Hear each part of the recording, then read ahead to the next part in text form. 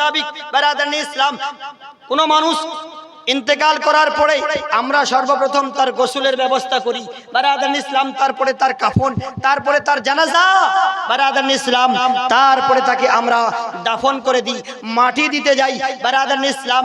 ওই ব্যক্তি যিনি সাহাবী, আপনার আমার মতো কোনো মানুষকে আপনি আমি মাটি দিতে গেলে বারাদারনি ইসলাম জানাজার নামাজ আপনার মুখস্থ নেই, কয় তাকবীর হবে, হাত ছাড়বো না বাঁধে রাখবো এটাও আপনার আমার জানা নাই, কোন সানা পড়তে হবে জানা নাই, কোন দরুদ পড়তে হবে সেটা জানা নাই, কোন দোয়া পড়তে হবে এটাও জানা নাই, এবং কি বারাদারনি ইসলাম যখন মাইয়াতকে কবরে রাখবো কোন দোয়াটা বলতে হবে এটাও জানা নাই।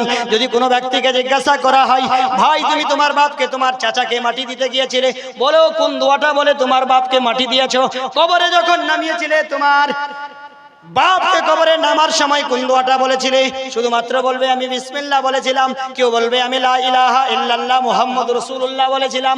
বাবা এ কথার উত্তরে আপনি বলেন, যদি আপনার মাথা ব্যথা হয়, ওই জায়গায় যদি আপনি মেট্রোজিল খেয়ে থাকেন, ব্যথা সারবে কি সারবে না?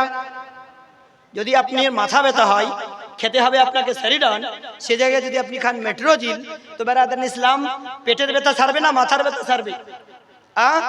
উল্টো পাল্টা মেডিসিন করলে আপনার উল্টো ইফেক্ট হবে, সাইড ইফেক্ট হবে। বারাদারনি ইসলাম আজ সামিনে کرام, আপনার বাপকে মাটি দিতে গিয়েছেন, বিসমিল্লাহ বলে মাটি দিচ্ছেন, আপনার বাপকে মাটি দিতে গিয়েছেন, লা ইলাহা ইল্লাল্লাহ বলে আপনি মাটি দিতে গিয়েছেন। না না মুসলমান, এভাবে নয়। যেভাবে আপনার বাপকে মাটি দিতে যাওয়ার পরে কবরে রাখার জন্য যে দোয়াটা বলতে হবে, সেই দোয়াটা হলো বিসমিল্লাহ ওয়া আলা মিল্লাতি রাসূলিল্লাহ। যখন মাটি দিতে হবে, মিনহা খালাকনাকুম ওয়া ফিহা নুঈদুকুম ওয়া মিনহা নুখরিজুকুম তারাতান উখরা বলে তিন দফাতে তিন বারে আপনার বাপ চাচাকে মাটি দিতে হবে। এত তাড়াহুড়া নয়, একে অপরকে ঠেলাহুলা করে কে কয়বার মাটি দিলাম, কোথায় দিলাম সেটাও বুঝতে পারলাম না, এরকম মাটি দিই কিনা?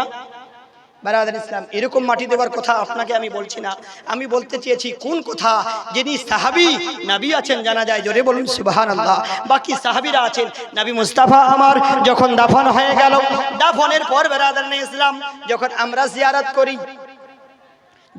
জিয়ারত করি, বারাদারনি ইসলাম জিয়ারতের সময় জিয়ারত যখন শেষ হতে চলছে, আপনার আমার নবী মুস্তাফা ওই সাদ ইবনে মুআয রাদিয়াল্লাহু তাআলা আনহুর কবরের পাশে দাঁড়িয়ে রয়েছেন, জোরে বলুন সুবহানাল্লাহ।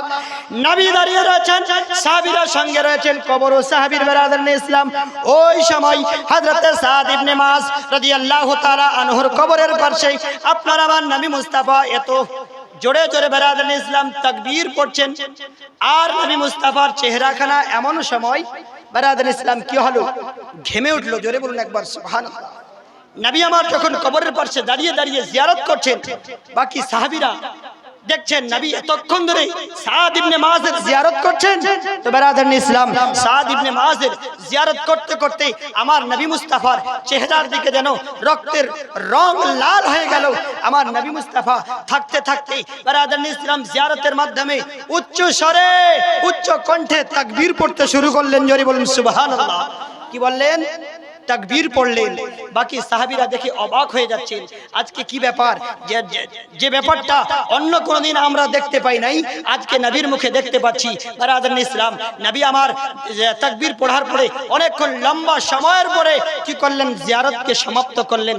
বাকি সাহাবীরা আরজ করলেন, ইয়া রাসূলুল্লাহ ইয়া হাবিবাল্লাহ ফিদাকা আবা ইয়া উম্মি, ইয়া রাসূলুল্লাহ ইয়া হাবিবাল্লাহ, আমরা আপনার গোলাম, আমরা আপনার সাহাবী, ইয়া রাসূলুল্লাহ যতদিন পর্যন্ত আমরা আপনার সঙ্গে কোনো ব্যক্তিকে দাফন করতে দেখেছি, ইয়া রাসূলুল্লাহ এত লম্বা সময় ধরে জিয়ারত করতে দেখি নাই, এবং আপনার শরীরখানা যেন ঘেমে উঠেছিল, আপনি যেন রক্তের রং বরণ করেছিলেন, ইয়া রাসূলুল্লাহ কিছুক্ষণের সময়ের মধ্যে আপনি উচ্চ স্বরে তাকবীর পড়েছিলেন, ইয়া রাসূলুল্লাহ আপনি যদি একবার বলেন আমরা সাহাবীরা কি করব, আপনার সেই উক্তিটাকে মেনে নিয়ে আগের দিনের জন্য আমরা শিক্ষা পেয়ে যাব, জোরে বলুন वाह सुभान अल्लाह। नारे तकबीर, नारे रिसालत, मसलके आला हजरत फैजान मखदूम सिमना, फैजान सरकार सैयद गरीबुल हसन, नारे तकबीर, नारे रिसालत, हजरत मौलाना सज्जाद आलम साहब किबला।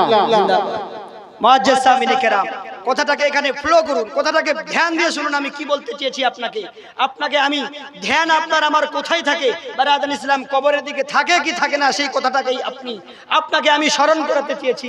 সুবহানাল্লাহ, মাশাআল্লাহ, আলহামদুলিল্লাহ। আমাদের মাস্টার আলাউদ্দিন সাহেবের ছেলের হাত দ্বারাই 200 টাকা জলসার মজলিসে দান করেছেন। আল্লাহ তাবারক তাআলা সেই ছোট্ট বাচ্চাটাকে জাহান নাসিল করে বারাদান ইসলাম বড় আগামী দিনে বুদ্ধিজীবী যেন বানায়। সকলে বলুন আমিন সুম্মা আমিন, মুআজ্জাজ আমিন। বারাদান ইসলাম, তো সাদ ইবনে মুআজের জানাজার পরে বারাদান ইসলাম দুয়ার শেষে বাকি সাহাবীরা বললেন, ইয়া রাসূলুল্লাহ, এরকম কোনোদিনও দেখতে পাইনি, আজকের জিয়ারত যেমন ছিল অন্য কোনোদিন হয়নি। আমার নবী মুস্তাফা, আপনার আমার আকা, দোজাহানের বাদশা নবী সাল্লাল্লাহু তাআলা আলাইহি ওয়াসাল্লাম বললেন, ও সাহাবীরা শোনো শোনো, ও সাহাবীরা শোনো, আজ আমি অনেকক্ষণ লম্বা সময় ধরে জিয়ারত করছিলাম, তার কারণ তোমরা জানতে চেয়েছো। সাহাবীরা বলেন, ইয়া রাসূলুল্লাহ, ইয়া হাবিবাল্লাহ, আমরা একবার জানতে চেয়েছি, যদি আপনি বলেন আমরা খুশি হয়ে যেতাম। নবী আমার বলেন, ও সাহাবী শোনো শোনো, ও সাহাবীরা শোনো, যখন আমি সাদ ইবনে মুআজের কবরকে আমরা দাফন করে দিলাম, যখন জানাজার নামাজ শেষ হয়ে গেল, যখন তার জিয়ারত করতেছিলাম, ইতিমধ্যে আমি দেখলাম সাদ ইবনে মুআজ রাদিয়াল্লাহু তাআলা আনহুর কবরখানা যেন কি হচ্ছিল বারাদার ইসলাম চেপে আসছিল। জোরে বলুন সুবহানাল্লাহ। কবর চেপে আসছে। নবী আমার বলছেন, ইতিমধ্যে আমি কি করলাম, সাদ ইবনে মুআজের জন্য জিয়ারত করতে শুরু করলাম, আল্লাহ তাবারক তাআলার দরবারে দোয়া করতে ধরলাম। আবার উচ্চ কণ্ঠে আমি তাকবীর পড়লাম। যখন আমি উচ্চ কণ্ঠে আল্লাহ তাবারক তাআলার তাকবীর পড়লাম, আল্লাহর নামকে নিলাম, আল্লাহ তাবারক তাআলা সাদ ইবনে মুআজের কবরকে আবার চওড়া করে দিলেন। কে বলছেন? নবী বলছেন, কোনো বানানো কথা নয়। মিশকাত শরীফের হাদিসে এই ঘটনাটা পাবেন। এ বলে শেষ নয়। সাদ ইবনে মুআজ কে ছিলেন?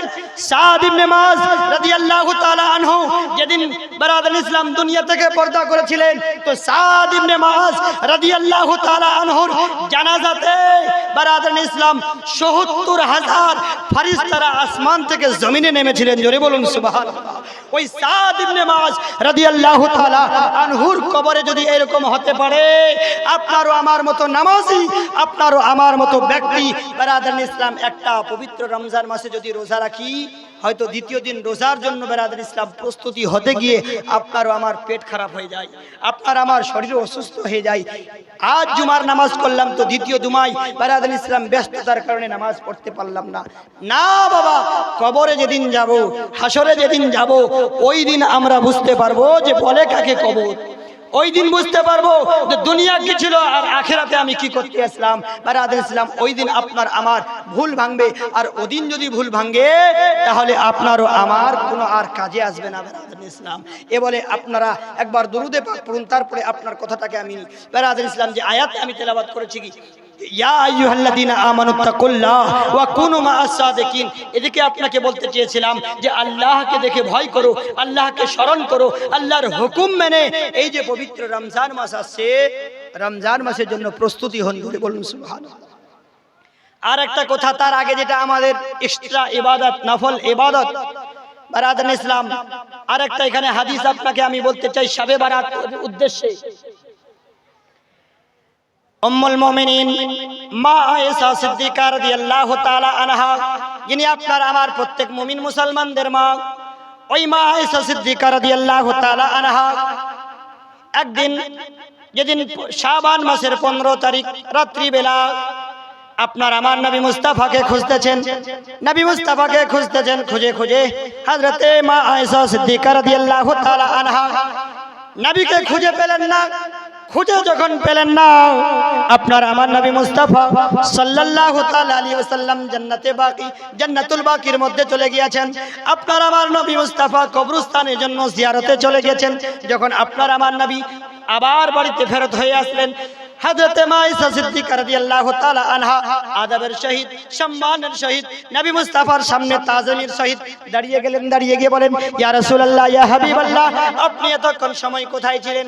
আপনার আমার নবী মুস্তাফা সাল্লাল্লাহু তাআলা আলাইহি ওয়াসাল্লাম বলেন, ও আয়েশা শোনো শোনো, আমি এমন জায়গায় ছিলাম, তুমি কি জানো না, আজকে শাবান মাসের 15 তারিখ, আজকের রাত্রিবেলায় কবরস্থানে আমি জিয়ারতে গিয়েছিলাম। কে?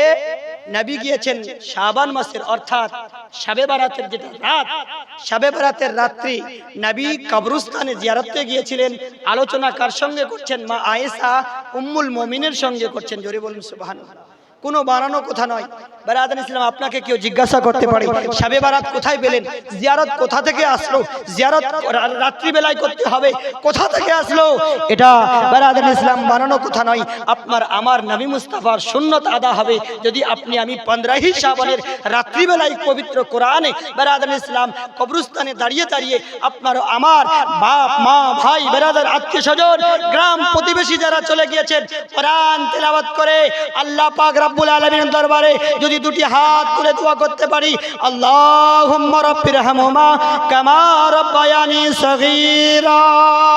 আয় আল্লাহ রাব্বুল আলামিন, পরওয়ারদিগারে আলাম, আমার মা ও বাপকে তুমি এমন নিসবাব বানিয়ে দাও, এমন নিসবাব বানিয়ে দাও যেমন আমার মায়ের কোলে আমার বাপের কোলে আমি শিশু অবস্থায় নিসবাব ছিলাম, আমার কোনো গুনাহ ছিল না।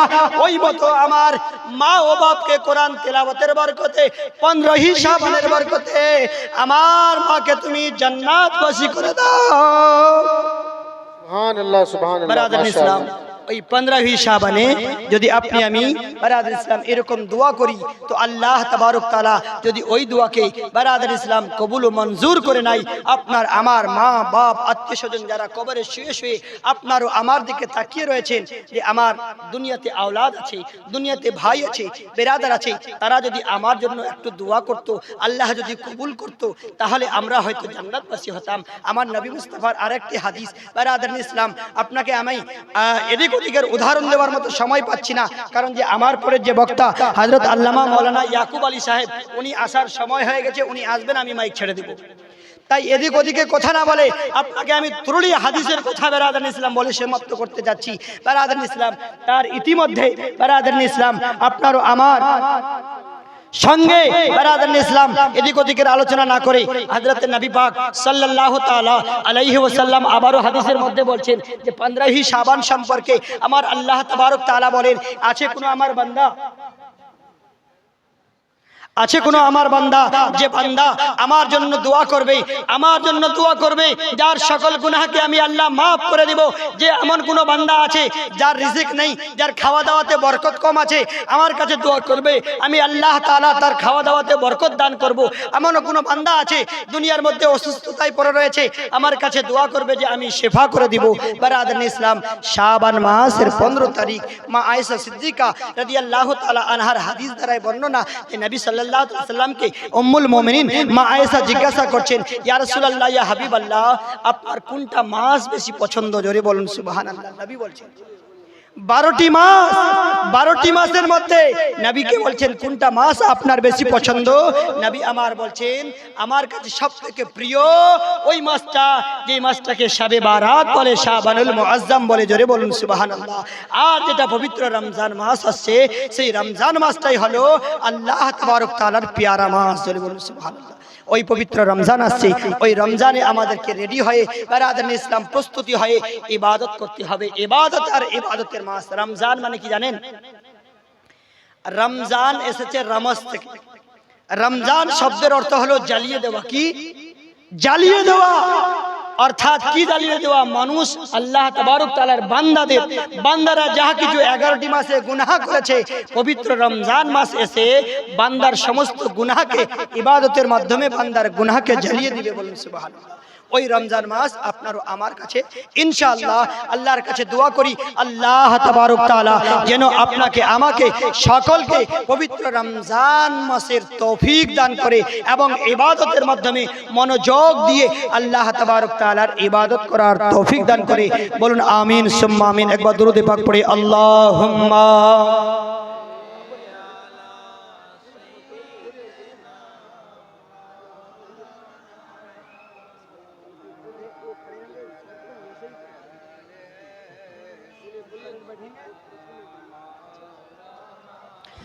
मोहम्मद हबीबाना शफीआना सय्यदना मौलाना मोहम्मद वाला आले سيدنا মোহাম্মদ সাল্লাল্লাহু তাআলা আলাইহি ওয়াসাল্লাম। যাই হোক ব্রাদার ইসলাম, আমার বক্তব্যকে বেশি লম্বা করব না, 2-3 মিনিটের মাধ্যমে আমি আমার বক্তব্যকে ইতি ঘটাচ্ছি।